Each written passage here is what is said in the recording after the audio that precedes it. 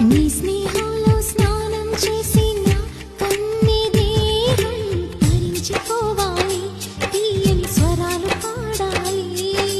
పరులకు ఎన్నడు తెలియని చల్లని చెలిమితో ఈ నానురాగం నీ గుండెనేమేటని.